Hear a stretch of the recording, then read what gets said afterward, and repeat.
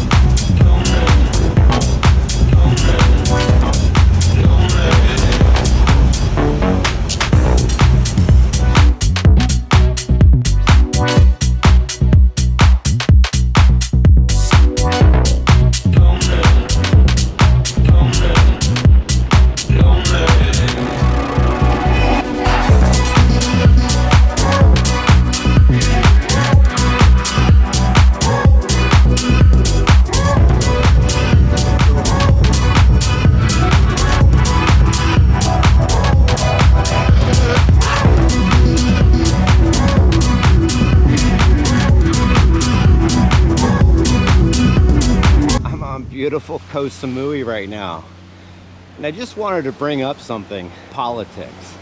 Last thing I want to do is make this channel about politics, and I just got in a discussion with one of my friends, and it was kind of interesting because here I am in a tropical kind of setting, and he's at home in California, old high school buddy, and we're having a chat. And all of a sudden I say something to set him off, and he starts going off in some political diatribe where he's got to change my thought process. Politics suck, man. I hate the politics nowadays. We're more connected than ever, and there's no one right answer to anything. This channel is about Porsches and the Porsche world and everything about it. And I also have had a few people that are gonna knock me when I say I'm in California and I'm having trouble with my business. And a lot of times people turn that right into, if you're a failure, like, hold on, first of all, I'm not saying I'm a failure. I'm just having trouble with my business in America. And these are my first few videos, so I just gotta get a few rants out and get some content out, because at this point, my channel's a nothing burger, and I gotta get some watch hours and some subscribers before I can really get the views. And I have a massive project here in Thailand. I'm not here on vacation. I'm actually here for Porsche work. But if I go all out and put out a series on the project that we're doing here in Thailand, nobody's gonna see it at first. Nobody's gonna watch it because I don't have the subscriber following. I'm not monetized, so they're not gonna branch out my video as far as it should go. So right now, I'm just doing some test videos and throwing out some stuff and talking. But if you're gonna slam me for being in California, I gotta say, California has the best weather in the world. 72, 75 degrees much of the year. There's more Porsches in California than any other place. I learned on Porsches because of California. I was real lucky to grow up there. First I discovered classic cars, then I discovered Volkswagens, then I discovered Porsche. It was a natural evolution from Volkswagen because it's a much better car than a Volkswagen. And now here I am, possibly one of the world's experts in air-cooled Porsches. I'm taking a break because we just finished the massive project that I'll get into in a few videos. I'm just taking a week off before I go back to Bangkok. I hope I'm not rambling too much, but let's go see the island real quick. Koh Samui is fairly developed now. There's lots of tourists here. There's a lot of construction here in the last few years. So you'll see these big developments with tons of houses around and lots of tourists in certain areas, and the beach areas are mostly full of development where you can't even find an open beach without going through someone else's property, which is a bit of a bummer. But still, it's Thailand, so the cost of living is low compared to back home. One of my favorite places on the island is to go up to the mountain, which is right up here. I'll show it to you.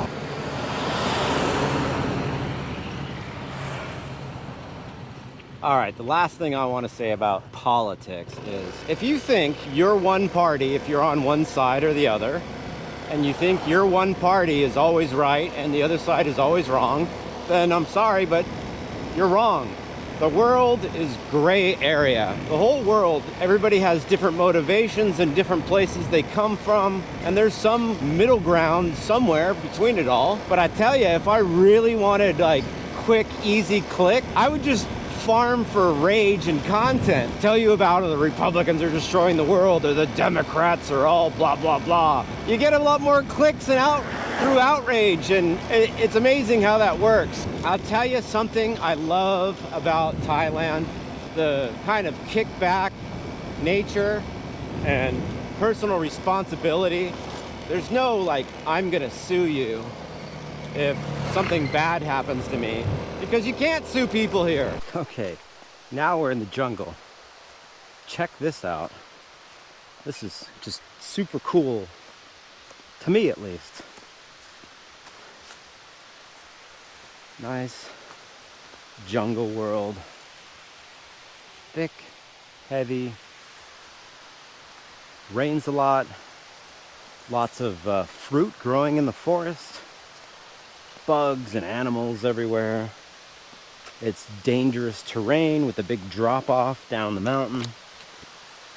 And it's totally different than where I come from in San Diego. That's dry and desert.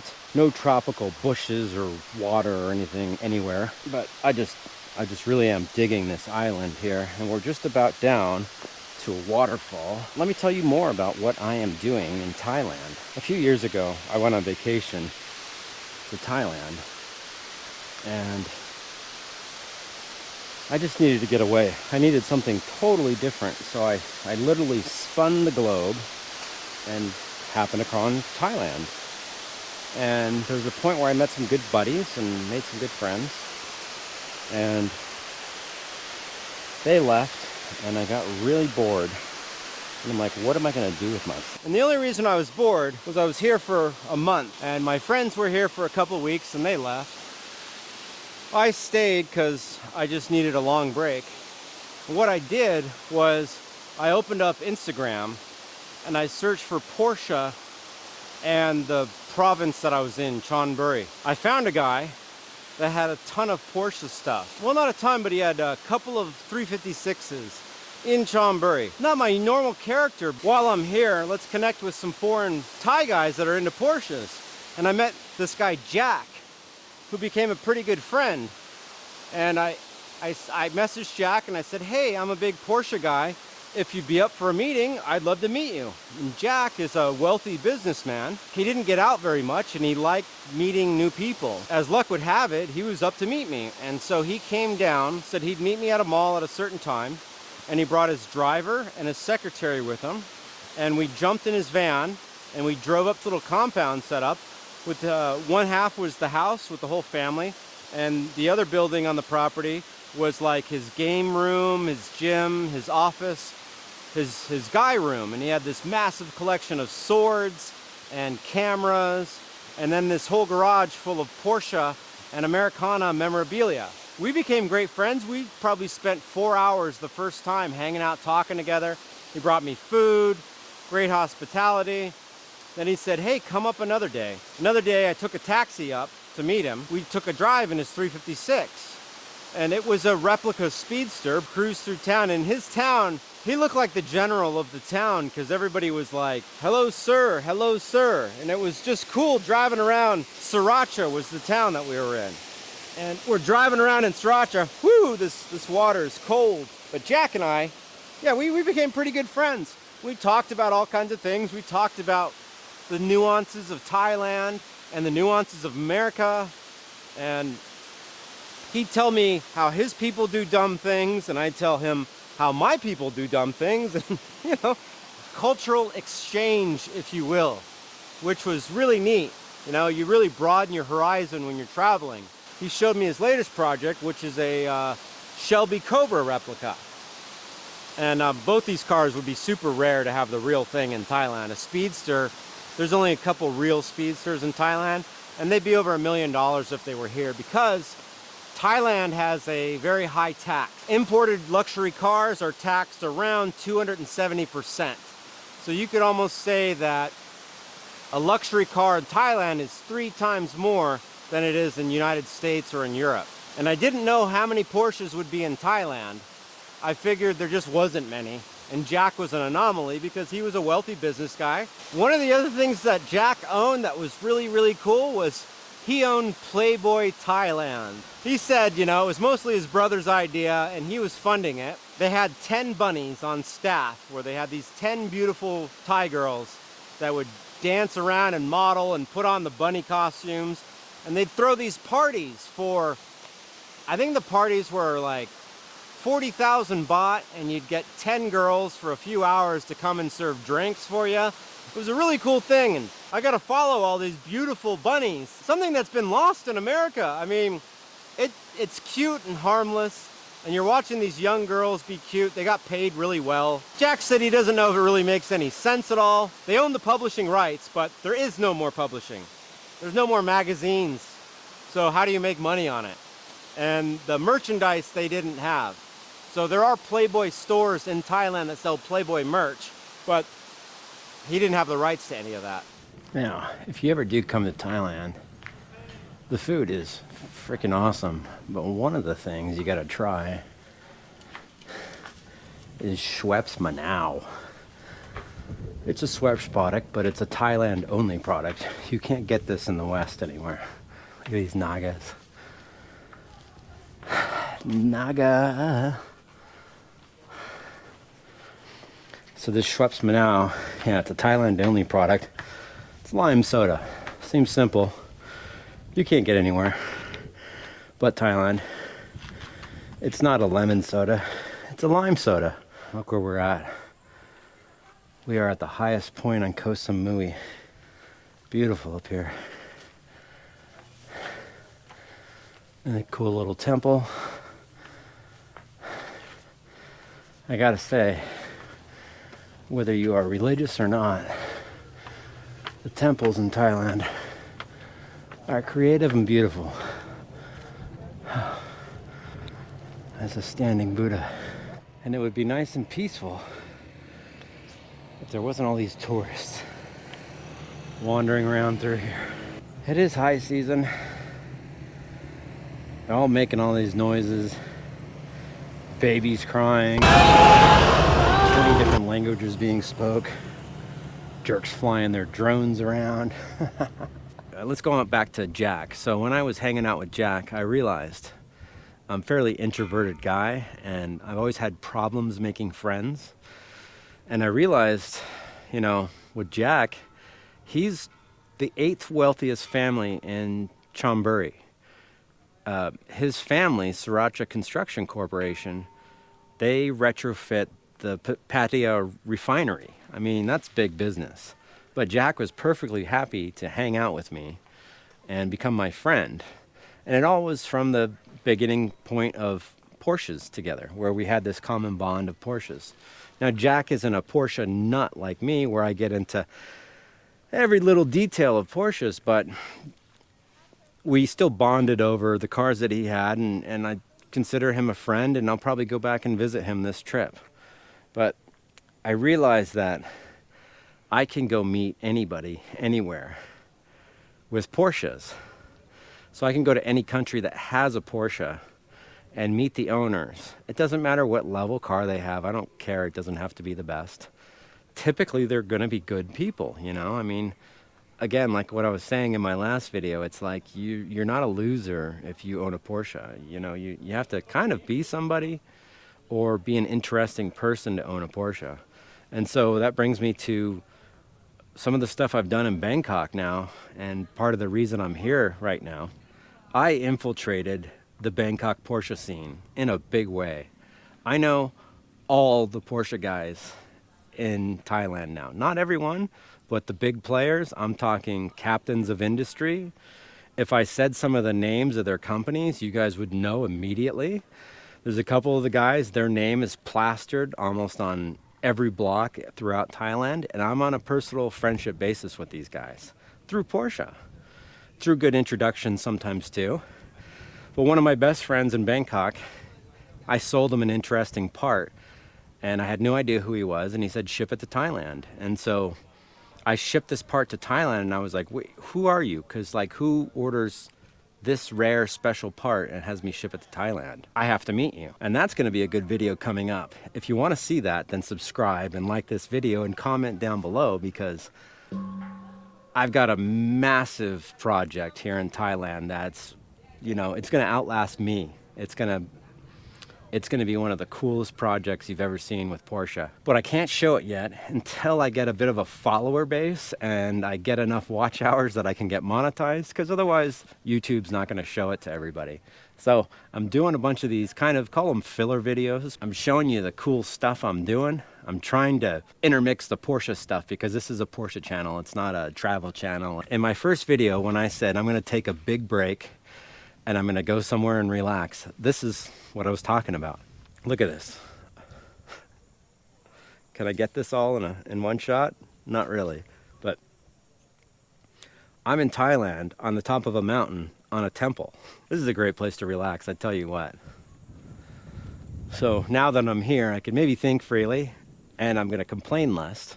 However, I want you to know that you get to be a certain age and the danger of becoming an old, angry man. I understand that nowadays. I understand how these guys get that way. And you have to fight it and you have to change what you're doing in order to progress. Always be learning, otherwise the mind goes old. I've learned a lot from watching other people's videos. One of the things I've seen is just the one-take monologue guys, where they're just kind of ranting and raving and talking. And at first I thought that wouldn't be interesting, but I'm doing it right now. So I'm kind of sharing my thoughts and feelings after watching a bunch of these guys do this stuff. And I'm gonna cut in some cool footage and some B-roll and stuff like that. But I have some highly produced videos that I'm just trying to figure out. And if you look, I've got all this really cool equipment that I bought, and the learning curve, it's a whole nother job doing this YouTube stuff. And if you want to like listen to other people and they tell you what equipment to buy, there's endless equipment to buy. You can buy all the equipment in the world, buy the best stuff in the world, and 6 months, a year later, there will be better equipment out there. And unless you use it and you make good videos, it's all for nothing. The other night, the first video I posted, I had to take it down right away because my audio wasn't, I think they call it normalizing. Videos sounded perfect in my editing software, but as soon as I posted it on YouTube, it started clipping and going, and the audio was. You have to click the normalize for YouTube button in my software, and that fixes the audio and it works. Got the microphone on. They're kind of dumb to have this stuff hanging off your head, but I need it because you need to have good sound. The video is not as important as the sound. If the sound's bad, people won't watch your video. If the video is bad but the sound is good, it's bearable and people will watch it. Preferably you want good video and good sound, but I'm learning. It's a curve. But check out some of the stuff we did in Bangkok. Das Treffen just happened. It's the 10th Das Treffen, and it's the biggest gathering in Southeast Asia of Porsches. And what an amazing event. I mean, there were some cool Porsches there. There was a lot of Porsches there. 738, I believe, with like 3,000 people, something like that. That's not much compared to Rennsport in California. We have Rennsport every 4 years. We have Rennsport in California, and we have probably a few thousand Porsches, and I think we had 800,000 attendees at the event last year. It was 2 years ago. So Thailand doesn't hold a candle to Southern California, but the cars here are all VIP cars and they're amazing. You could really live in some peace up here. I'll tell you one of the things that's interesting about the islands here and Thai culture, from what I heard, I'm no expert on it. Back in the day, before tourism really happened, the landowners, the people that lived here, the parents would give land to their children, and the good children would get the land up here on the top of the mountain. And the reason why, you can grow great food up here. There's a lot of rubber trees up here. There's durian everywhere. There's bananas everywhere. There's a whole bunch of bananas right here. And there's random fruit and stuff in the forest. The way that they saw it was the best land is the fertile land that's up on the hill. And the bad children would get the land down on the beach.